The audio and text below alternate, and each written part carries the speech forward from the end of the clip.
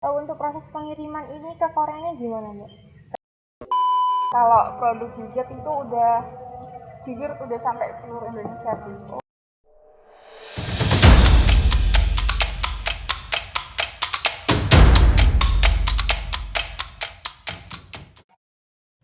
Assalamualaikum warahmatullahi wabarakatuh. Halo good people, kembali lagi di BMFEB Unet Podcast dengan nama baru Know More You Grow. Saya Nadia Nur Putri, selaku podcaster akan memandu jalannya podcast kali ini. Dalam podcast kali ini kita akan membahas seputar program PKMI. Kalian udah tahu nggak PKMI itu apa? PKMI merupakan bagian dari program Kemendikbud untuk memperkuat kemandirian ekonomi dan mendukung percepatan ekonomi digital. Terdapat dua kegiatan PKMI yang ditunjukkan untuk mahasiswa, yakni KBMI untuk bisnis non-digital dan ASMI. Ini merupakan program baru dan baru ada tahun ini khusus untuk bisnis digital. Dalam dua kegiatan tersebut, kita dapat mengusulkan usaha yang sedang dijalankan dan akan diseleksi. Apabila usulan usaha memenuhi syarat, akan mendapat bantuan dan mengembangkan wirausaha dan pendampingan usaha dari CEO Akademi. Gimana teman-teman, udah tertarik belum untuk mengikuti PKMI? Bagi kalian yang ingin tahu lebih lanjut tentang PKMI, kebetulan narasumber kita hari ini adalah dua ketua tim yang lolos pendanaan KBMI nasional, yaitu Mbak Helwa dan Mbak Dea. Apa kabar Mbak Helwa dan Mbak Dea? Alhamdulillah baik. Ya, kesibukannya sekarang apa nih? Kalau tentunya sih persiapan buat kuliah aja ya, sama bisnis lah. Kalau Mbak Dea? Sama sih, kalau sekarang masih ngurusi bisnis itu yang udah didaftarin ke KBMI sama kuliah gitu. Langsung ke pertanyaan inti ya Mbak. Produk apa sih yang dilombakan di KBMI ini? Kalau dari tim aku sendiri, kita membawa salah satu produk yaitu Tofu Saying Fresh Milk. Jadi ini merupakan salah satu bentuk produk minuman kesehatan yang terbuat dari sari kedelai dan ada berbagai varian rasa nantinya. Ini ada strawberry, Ya, ada melon, ada coklat, ada original, ada 10 varian rasa dari Tofu. hanya ini produknya. Kalau sekarang saat ini ada dua pendamping dari produk Tofu sendiri. Produk utamanya kan susu kedelai. Nah, untuk produk pendampingnya ini ada produk dessert cake dan juga banoffee. Kayak gitu. Ini untuk hijabnya, hijab ya ini ya? Itu produk Oh, Mbak produk saya. Mbak Dea. Iya. Oh, Kalau ini hijab itu sebenarnya banyak sih, kalau hijabnya macam-macam gitu. Tapi yang tak bawa ini cuma yang best seller gitulah. Ada pasmina ceruti sama Della Sweat. Oh, iya, Tapi iya. kualitasnya dia premium gitu. Untuk harganya sendiri gimana Mbak? Untuk Mbak Helwa? Kalau harganya sendiri untuk kita sediakan dua harga. Yang pertama untuk harga jual biasa dan yang kedua untuk harga reseller. Untuk pembelian dalam jumlah besar, biasanya pembelian di atas 10 botol itu nanti kita akan kasih harga reseller. Untuk harga biasanya itu 5.000, kalau untuk harga resellernya nanti ada harga sendiri. Oh iya, baik ya. Untuk Mbak Dea, Kalau harganya? harganya juga sama sih, karena kayak buka reseller juga gitu. Jadi kalau jual lagi itu lebih murah. Hampir mirip kayak Mbak Helwa, kalau misalnya beli 10 pak itu harganya beda gitu, lebih murah. Oh, baik. Jadi kalau reseller itu ada diskon gitu ya? Iya, betul. Nah, ini udah kemana aja nih jualnya?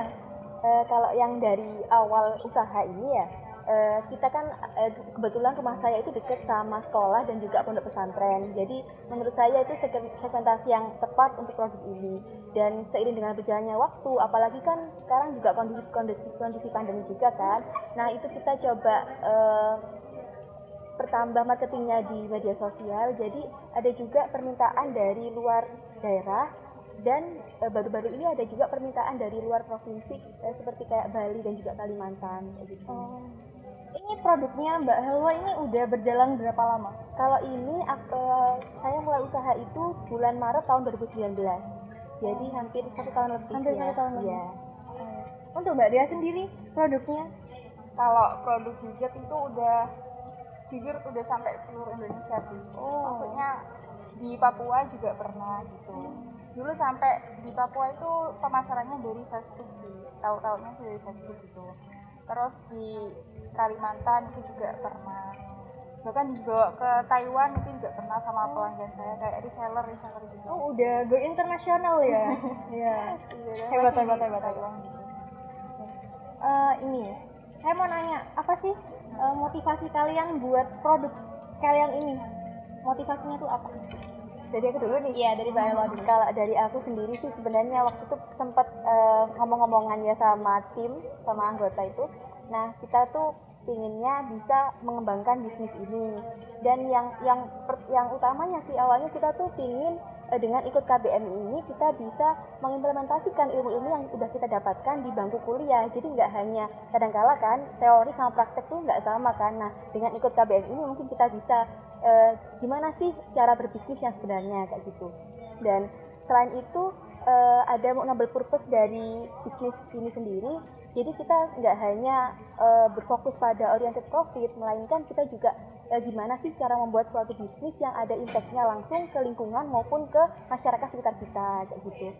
Nah, selain itu mungkin dari sisi life cycle-nya produk susu kedelai sendiri, kalau saya lihat dari daerah tempat tinggal saya sendiri, kebanyakan susu kedelai yang ada itu hanya menggunakan kemasan yang masih tradisional, menggunakan plastik, biasanya kan seperti itu, menggunakan plastik. Dan saya tuh ingin mengangkat bagaimana sih produk lokal tradisional menjadi produk lokal yang lebih kekinian, sehingga para remaja juga kaum milenial itu tertarik dengan produk yang dikemas dengan lebih kekinian kayak gitu.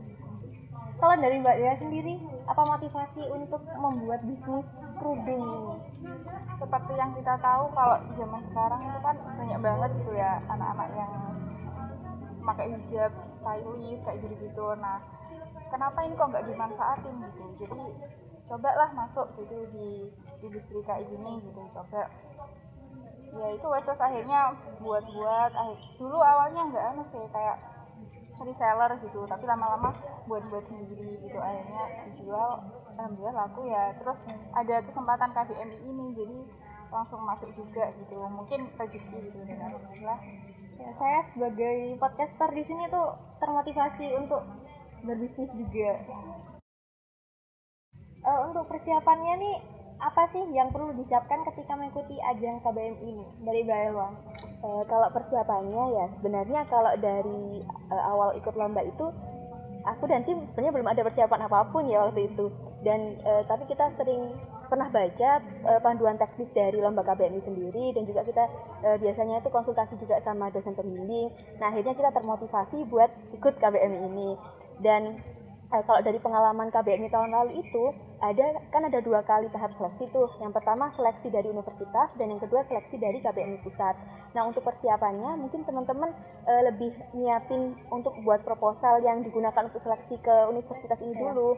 Nah, kira-kira gimana sih Kak kriteria proposal yang baik? Nah, kalau dari aku sendiri ya, sebenarnya teman-teman bisa juga lihat di internet banyak sekali kan. Tapi di sini aku mau jelasin poin-poin pentingnya aja. Berdasarkan pengalamanku yang kemarin itu, untuk proposal yang baik setidaknya harus mengandung hal-hal berikutnya. Yang pertama adalah sistematis.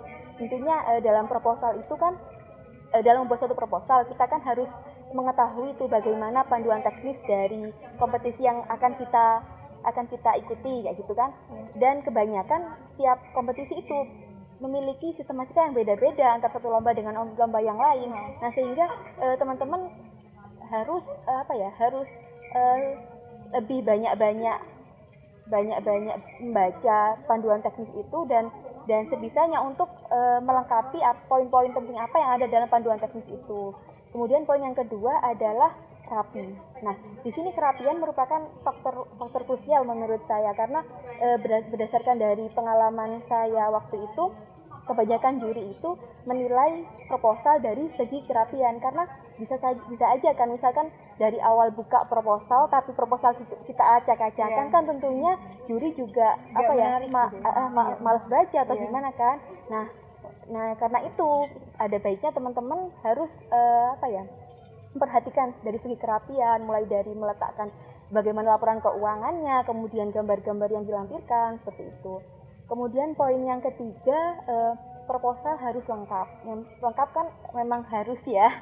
Dan sebisanya sih kalau misalkan kalian harus menjelaskan, tentunya kan kalau biasanya dalam suatu bisnis atau produk kan tentunya ada kelemahan dan kelebihan kan. Nah, jika kalian ingin menjelaskan kelemahan produk kalian juga harus bisa memberikan solusi atau problem solving dari kelemahan-kelemahan produk kalian itu, sehingga akan memberikan nilai poin tertentu. Jadi nggak hanya menjelaskan kelemahannya saja, cuma harus disertai dengan problem solvingnya juga. Misalkan nih contoh dalam produk Toku ini kan kita tahu produk susu kedelai ini kan kurang tahan lama. Nah, jadi dari kelemahan itu kita mencoba untuk mengambil solusi bagaimana biar produk ini bisa tahan lama. Nah, dari situ kita menawarkan beberapa opsi. Yang pertama, kita coba konsultasi dengan Dinas Kesehatan dan juga dengan Badan POM terkait sama BTP atau bahan tambahan pangan yang kira-kira sesuai dengan produk kita kayak gitu. Kemudian kita juga berusaha untuk menjaga mutu produk dengan menggunakan bahan yang baik. Kemudian kita juga memfiltrasi air dan juga melakukan sterilisasi pada botolnya, sehingga mungkin bisa meminimalisir terjadinya mikroorganisme yang ada, sehingga produk yang kita tawarkan lebih bisa tahan lama kayak gitu. Harus detail ya. Ya. Untuk Mbak Dia sendiri gimana nih? Persiapan apa saja yang disiapkan dalam mengikuti ajang KBM ini?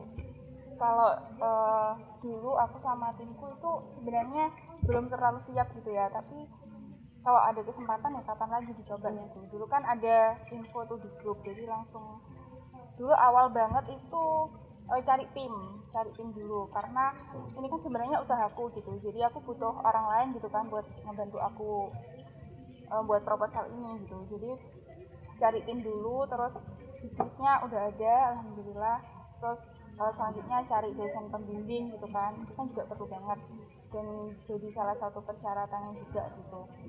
Ya udah, jadi cari dosen pembimbing, terus akhirnya kita baca buku panduannya waktu itu, karena emang bener-bener asing banget gitu loh sama KBMI, apalagi dulu kan masih maba gitu. 2019. Oh, masih maba. Iya, dulu tahun kemarin ini. Nah, itu kan 2020, itu tahun 2020-nya itu. Nah, terus setelah itu baca buku panduannya, terus akhirnya ya urut diruntutin sama kayak yang penjelasannya Mbak Helwa tadi. Terus langkah-langkahnya kayak buat proposalnya kayak gitu, yang harus sistematis, terus harus emang bener-bener sesuai sama panduannya kayak gitu, terus sama dibimbing dosennya. Ya alhamdulillah itu ya pokoknya. Akhirnya ikut itu dan dengan modal nekat sih sebenarnya. Pokoknya pingin, nggak tahu ini akhirnya menang apa enggak Nekat gitu. tapi lolos ya, Mbak. Iya. Aku penasaran nih sama ini, timnya kalian itu dari pihak mana? Apa mahasiswa FEB juga atau keluarga atau orang lain? Kalau dari tim Toku sendiri sebenarnya kan terdiri dari 3 orang ya, itu semua dari FEB semua, dan dari satu jurusan yang sama juga sih sebenarnya. Jurusan apa kalau boleh tahu? Manajemen. Oh, manajemen. Iya. Untuk Mbak Dea sendiri ini timnya dari mana? Dari pihak siapa? Kalau dari timku sendiri itu ada 4 orang. Yang 2 orang itu manajemen 2019 sama kayak aku cari tim dari temanku sendiri juga gitu. Terus ada, sebenarnya ini agak melenceng sih, tapi kemampuan dia itu kayak mumpuni gitu loh, jadi ya aku ikutin tim juga gitu. Nah, itu Denis namanya, dia anak Fakultas Pertanian 2019. Terus sama itu akuntansi 2018 Mbak Imas. Yang satunya temanku itu Bella namanya, 2019 juga. Ini aku mau tanya, setiap bisnis kan ada lika-likunya ya, suka dukanya. Untuk sukanya ini apa, Mbak, berbisnis ini? Kalau dari sukanya sih waktu itu kan kebetulan ada saudara aku yang kerja di Korea. Nah, mereka itu punya kayak kumpulan gitu di sana teman-temannya, dan mereka itu kayak nge-support produk kita gitu. Jadi kita buat prototype, kemudian dibawa ke sana, dan kemudian mereka kayak buat foto produk, kemudian buat konten kayak video masak gitu-gitu. Jadi kayak ternyata ada yang support produk kita gitu. Untuk proses pengiriman ini ke Koreanya gimana, Mbak? Itu kan kebetulan ada salah satu temannya yang cuti, sehingga waktu itu kita titipin sekalian ke beliaunya dan dibawa ke sana gitu. Untuk Mbak Dea sendiri gimana? Kendala dan sukanya dalam ini apa? KBMI. Iya, KBMI. Kalau dalam kendala sih yang tim itu ya, itu sih apa, koordinasinya gitu sulit. Karena sebenarnya yang tiga, aku sendiri terus sama Denis terus yang Mbak Imas itu rumahnya berdekatan, masih sedaerah Ambulu lah. Tapi kalau yang Bella ini di Jember Kota, jadi dia kadang harus rela ke Ambulu gitu buat bener-bener berkumpul kayak diskusiin buat KBMI-nya itu gitu. Jadi di situ sih kalau dukanya sama tim. Kalau sukanya itu ya itu suka banget sama kinerja mereka yang luar biasa sih menurutku. Aku apresiasi banget sama apa kinerjanya, karena kalau bukan karena mereka ya nggak akan lolos juga gitu ke pendanaan KBMI-nya. Oke. Ini ada pertanyaan dari Instagram nih, dari @anisailmn _. Kak, misal bisnis belum berjalan 6 bulan, boleh nggak ikut KBMI? Mohon penjelasan lebih detailnya. Dari Mbak Dea. Kalau misalnya bisnis yang diajuin di KBMI itu minimal, kalau yang tahun kemarin ya, itu harus 6 bulan sudah berjalan. Karena kalau KBMI sendiri itu kan lebih ke bisnisnya gitu ya. Iya. Jadi emang konsennya tuh bisnisnya. Jadi kalau misalnya udah 6 bulan, ini berarti bisnis ini udah berjalan gitu kan selama 6 bulan atau lebih. Pokoknya minimal harus 6 bulan kalau tahun kemarin gitu sih. Dari Mbak Helwa mau menambahin nggak? Ya mungkin benar apa yang dikatakan sama Dea tadi, untuk proses bisnisnya itu minimal berjalan lebih dari 6 bulan ya. Mungkin itu dapat dilihat juga dari segi penjurian. Para reviewer itu mungkin melihat jika bisnis itu udah berjalan lebih dari 6 bulan, bisa saja bisnis itu memang berpotensi kayak gitu, bisa survive gitu ya. Dan bisnis yang berjalan 6 bulan ini juga dibutuhkan saat kita akan mengisi proposal, karena dalam proposalnya itu juga kita disuruh melampirkan laporan keuangan minimal 6 bulan sampai 1 tahun berjalan kayak gitu. Jadi mungkin untuk kebutuhan itu kali ya, makanya bisnis yang dijalankan harus lebih dari 6 bulan kayak Berarti gitu. dilihat dari progresnya sampai mana gitu ya? Ya kayak gitu. Oke. Selanjutnya ada pertanyaan lagi nih dari Instagram dari @anisfk. Kak mau tanya, untuk usaha itu harus punya toko? Kalau semacam jualan sembako itu apa boleh Kak? Tolong dijelaskan. Dari siapa? Mbak Elwa. Ya. Harus punya toko. Kalau untuk harus punya atau enggak ya teman-teman. Jadi usaha yang diikutkan KBM ini enggak harus selalu punya toko, karena toko-toko juga belum ada tokonya. Ya. Dan untuk bisnis sembako. Ya, bisnis sembako. Kalau untuk sembako menurut saya kayaknya enggak ya Dea. Iya, enggak. Karena masih terlalu umum.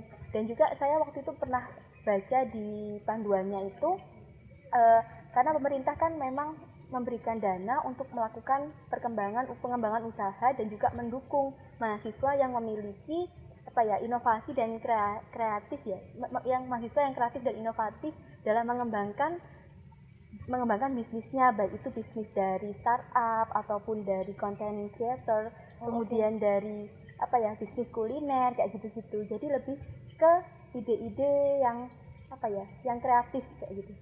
Jadi sembako tuh udah umum gitu Ya, ya? terlalu umum. Dari yang kreatif. Dari Mbak Dea, boleh ditambahkan?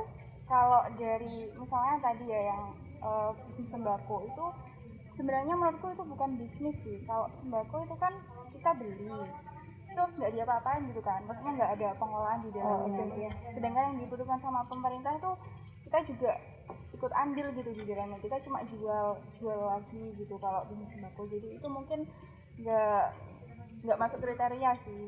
Kalau dari tadi yang ada tokonya itu nggak harus juga, karena Marwah Hijab sendiri bisnis saya itu belum ada toko waktu itu, tapi sekarang udah mau diusahakan untuk buka toko, terutama ya dari dananya itu, dari dananya KBM.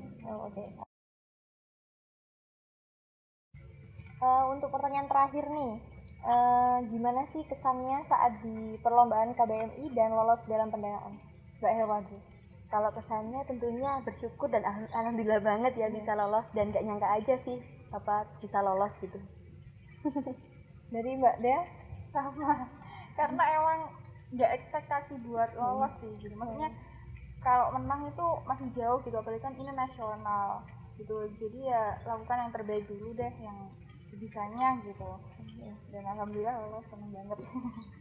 Mungkin bisa memberikan tips dan saran nih untuk teman-teman yang tertarik untuk mengikuti perlombaan KBM ini ataupun ASMI, baik tips untuk pengembangan bisnis seperti apa yang kira-kira bisa lolos pendanaan, dan mungkin tips untuk penulisan proposalnya yang kira-kira bisa lolos gitu. Dari Mbak Dina dulu. Kalau dari aku sih yang pertama itu sih harus niat dulu, karena kalau emang dari dasarnya kita ingin gitu kan ya, jadi apapun nanti yang ada di depan, misalnya ada kesulitan gitu dalam pembuatan proposal, ada apa-apa, kita mesti kembali ke niat awal, kita ingin lolos gitu, tapi nggak tahu akhirnya kayak apa gitu. Pokoknya apa yang terbaik di situ dulu gitu. Terus Ini ada apa tadi? ini kan ya. Tips pengembangan bisnisnya itu seperti apa kira-kira?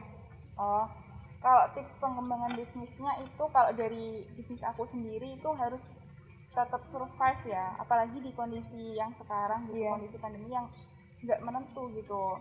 Penjualannya juga nggak menentu, tapi harus tetap survive gitu, harus tetap terus kayak berpromosi kayak gitu, karena emang senjata yang paling ampuh itu promosi sih, apalagi promosi dari mulut ke mulut dari pelanggan-pelanggan kita gitu. Jadi itu yang buat harus terus berjalan gitu meskipun kondisinya nggak menentu.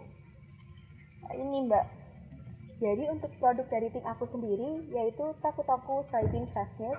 Di sini merupakan minuman sehat yang berasal dari sari kedelai, ada berbagai varian rasa, dan ada juga makanan pendamping yaitu dessert cake dan juga banoffee.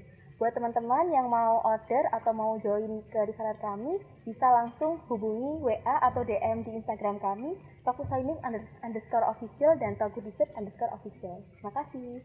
Oke. Sekarang giliran Mbak Dea, silakan. Ya, jadi kalau dari produk yang kita usulin ke KBMI itu ada produk hijab. Ini brandnya Marwah Hijab, kita udah punya brand sendiri gitu. Ini salah satu produk kita, namanya Pasmina Ceruti, tapi kita pakai bahan yang premium. Jadi juga dengan ini adalah Bella Square, sama pakai bahan yang premium juga gitu, yang grade A gitu. Kalau misalnya pengen info lebih lanjut, itu kita juga ada sosial media. Yang pertama itu ada Instagram, bisa di follow juga di @marwahhijab_. Kemudian ada Facebook, namanya Marwah Hijab, nggak ada spasinya gitu. Terus bisa juga hubungi di WA kalau misalnya ada pemesanan gitu, ataupun mau join jadi reseller juga bisa banget. Oke, itu sedikit gambaran dari narasumber kita kali ini, gimana proses KBMI. Bagi kalian yang tertarik untuk mengikuti KBMI atau ingin mengikuti ASMI, BEM FEB UNED memiliki program Incres yang merupakan sekolah PKMI yang berkolaborasi dengan KSKM. Di Incres, kita akan mendapatkan pendampingan langsung dari dosen, baik dari segi saran dan masukan untuk pengembangan bisnis kalian, sampai dengan pendampingan dalam penyusunan proposal teman-teman baik untuk KBMI maupun ASMI yang akan submit proposal tersebut ke universitas. Yuk segera daftarkan diri kalian. Pendaftarannya dimulai dari 17 sampai 25 Februari 2021. Untuk informasi lebih lanjut, stay tune di official account dan BEM FEB UNED. Baik, terima kasih untuk narasumber Mbak Helwa dan Mbak Dea sudah memberikan banyak ilmunya dan informasi di podcast kali ini. Terima kasih juga udah diundang di BEM FEB UNED ya. Dan terima kasih juga ya udah diundang, itu kan kita juga bisa share-share, diberi kesempatan share-share ilmu sama-sama gitu, bareng-bareng gitu. Baik, jangan lupa teman-teman untuk di like, komen, dan subscribe, dan stay tune di official akun BEM FEB UNED. Baik, saya Nandia Nur Ami Putri selaku podcaster undur diri. Wassalamualaikum warahmatullahi wabarakatuh. Now you know, more you grow. Bye bye. Thank you guys.